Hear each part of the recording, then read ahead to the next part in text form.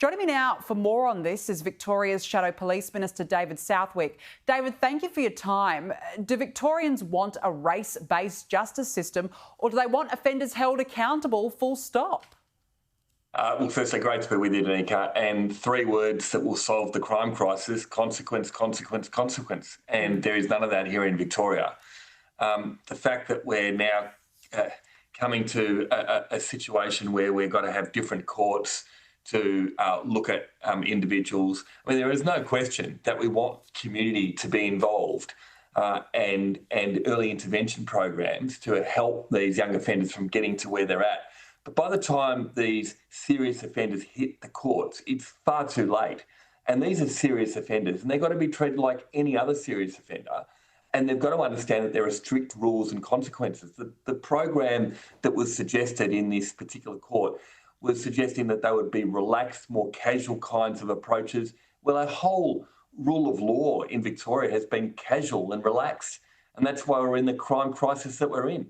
I think Victorians expect to have a system that treats everybody equally and everybody fairly between the law, but also understands that if you break the law and if you commit serious crime, there has to be consequences and serious time that then results.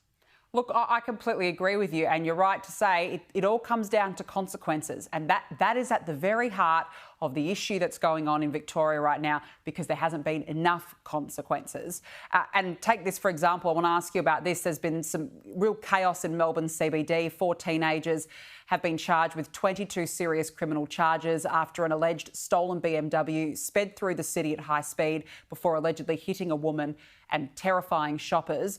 Jacinta Allen says this is disgraceful, dangerous behaviour. Victorians won't tolerate it, and neither will we.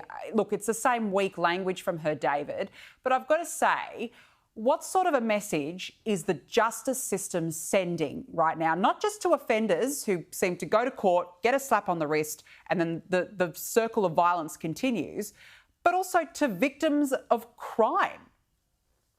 Yeah, victims are completely disregarded in Victoria. The fact that the 4 alleged offenders, 3 of them were on supervision orders. What kind of supervision were they doing when they're able to drive a car at high speeds through the Bourke Street Mall at a time when it's school holidays? You've got families that are meant to be out enjoying themselves in what was once upon a time Melbourne's most livable city, and we have this absolute shambles. And, you know, again, the courts just allow these offenders to be back out recommitting the same offences. But it's not the courts, it's the government. It's the government that should be providing leadership. And what I think really frustrates Victorians the most is you have a Premier that comes out again and says, oh, this is disgraceful behaviour.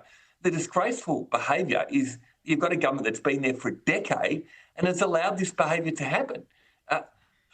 Where does the buck stop? The buck stops with the Premier. The Premier should be responsible for this. And ultimately, it's a failure of her government.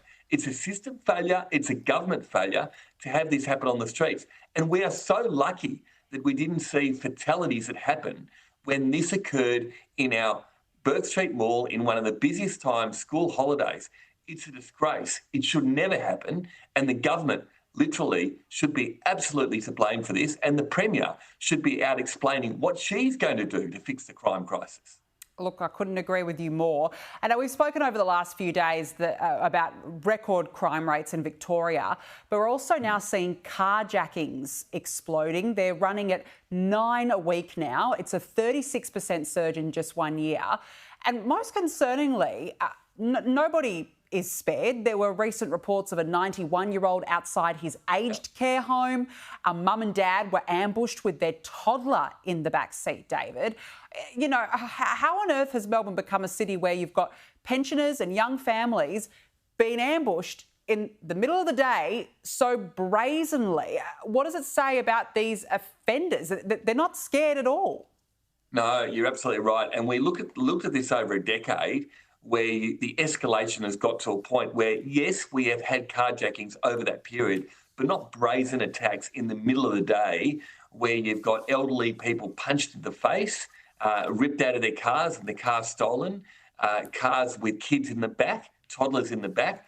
This is all happening in broad daylight. And again, no consequences. Cars, if they're found, many cars are then torched afterwards. And apart from what the trauma that's left behind of many of these victims who we've spoken about, victims absolutely left to fend for themselves and traumatised for a lifetime over all of this. We've also got to remember there's an economic cost as well. All of these carjackings mean that people's insurance premiums through the roof, and we're all paying for it. And that is the cost of a lawless state. A lawless state in Victoria. This government has presided over it for a decade. It's only gotten worse.